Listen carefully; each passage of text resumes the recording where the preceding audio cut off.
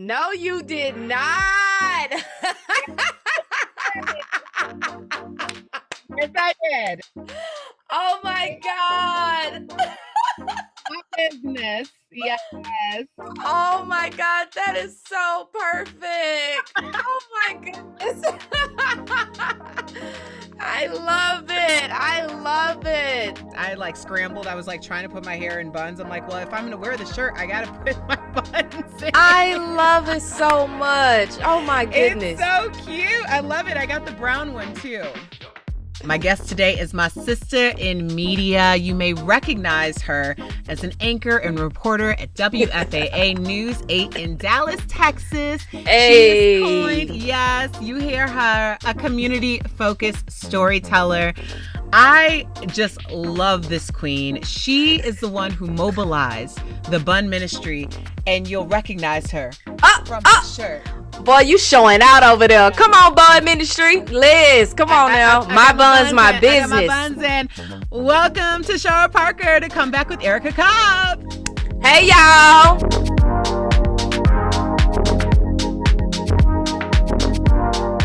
So you recently made a post on Instagram which read, "People really be out here throwing salt on your name. Yet they have no idea the hell you went through to get where you are today." Was there ever a time in your life that you reflect on now that you're like, I cannot believe that is the same girl? Like you're looking back like you never would have believed that you're here now. Oh my God, absolutely. You know, I got my master's degree in Chicago, and part of that was because I didn't feel like I was ready once I finished undergrad at Texas A&M University. So I moved to Chicago, went to DePaul University, got my master's degree. However, what I found out while I was there is that I wasn't going to be able to afford all this just by working one job. So I was working two jobs, by the way. So I was working 2 a.m. to 10:30 a.m. for this company that was based in Chicago, but had clients in the UK. So 2 a.m. is 8 a.m. UK time. And so I was working that job. It was a call center, 2 a.m. to 10:30, made some of the best friends in Chicago while I was there. And then after that, I would take a little nap, and then I would go to another job from 2 p.m. until 6 p.m. After that, I would take night classes to finish my master's degree. And so I think back to then on just some scary nights walking to the train by myself in Chicago, Illinois at 1 o'clock in the morning just so that I can get downtown to go to my job in the finance district at 2 o'clock in the morning. I think of walking from the train to get to work by myself. Scary moments like that. And I'm like, man, God really spared me, because anything could have happened. Anything could have happened. And not only that, working two jobs, that's dang near all day, then going to school at nighttime, that was a lot. And so I think back to those moments, me by myself in Chicago. I made friends, of course, but I moved to Chicago by myself. $800 to my name. Girl. Didn't know anybody, was just trying to make it work. And so you think back to those moments and it's like, how did I get here? You know, God has literally had his hand in everything that I've done. And so it baffles me that people, you know, will say, oh, she thinks she this or she thinks she that. I'm like, really? Representation matters. Two words that I've heard consistently throughout my life, and more so in the last couple of days, all because of the way I chose to wear my hair to work. Okay, your traffic girl could never. So who do you want your hair to be like, Madison? Shower!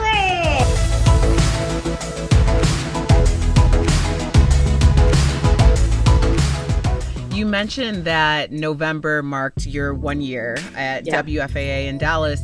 So you really had a full year of not only it being your first year in a new market, but also for everything that, like, some of the most significant things to happen in our lifetime take place all in that same year. Yeah. What was the silver lining in retrospect that you never saw coming for yourself?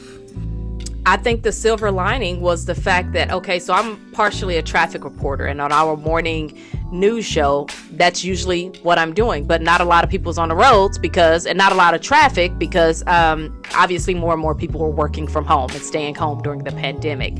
And so I say all that to say, obviously a lot of things happened over the summer, right? And so I started to be this voice and this person that was able to speak on many of the issues that we were faced with in the Black community. And they started to allow me to use my voice even more.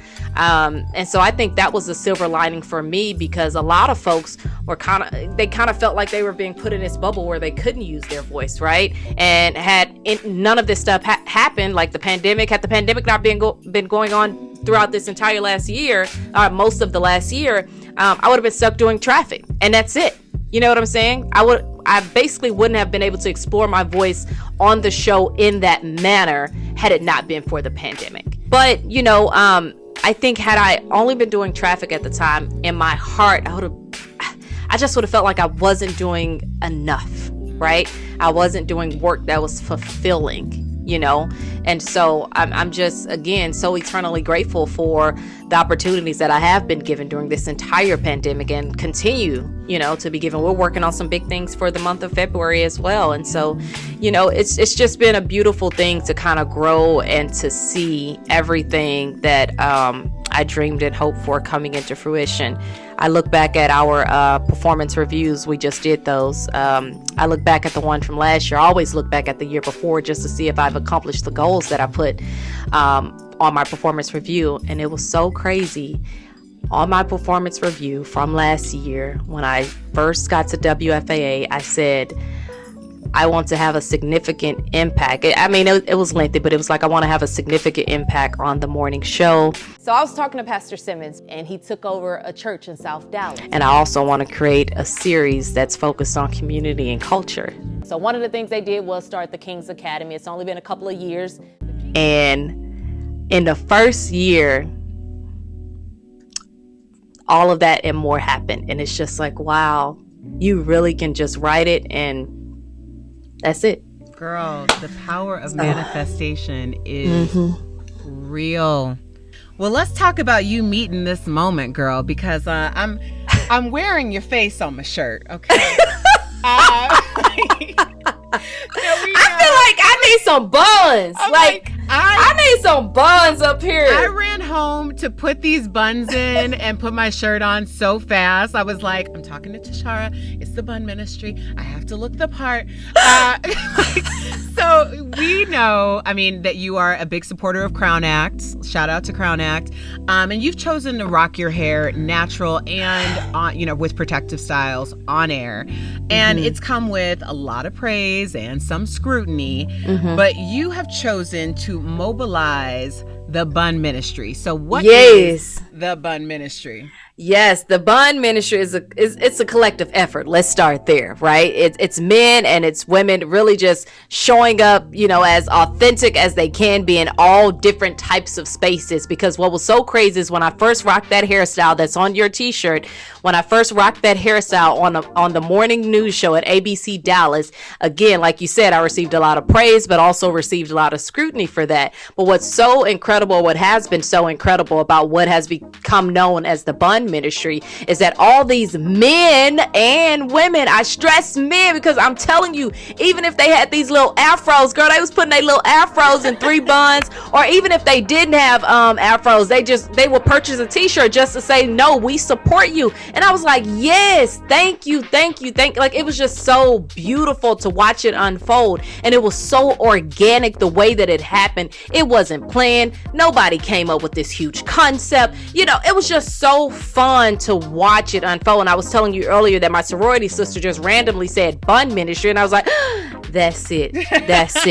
And so everyone who started like getting shirts and all of those different things to support or show their support some kind of way, even if it was just making posts of their kids rocking the 4 buns or whatever it is, it just collectively became known as the bun ministry. And it's all about representation, all about folks just showing up as their authentic selves and really just daring somebody to say something about it. But that's really all it is. That's all the bun ministry is, but it's men and women collectively doing that together. So yeah, that's the bun ministry. So where can people shop and support the bun ministry?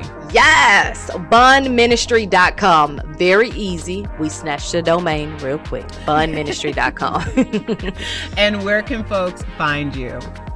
TasharaParker.com. And I'm at Tashara Parker on all social media, Instagram, TikTok, Twitter, Facebook, if y'all still over there. Hey, don't sleep on Facebook. I'm telling you, some people still over there. Clubhouse, all of that good stuff at Tashara Parker. Tashara Parker, my sister, thank you so much for spending some time with me on Come Back with Erica Cobb.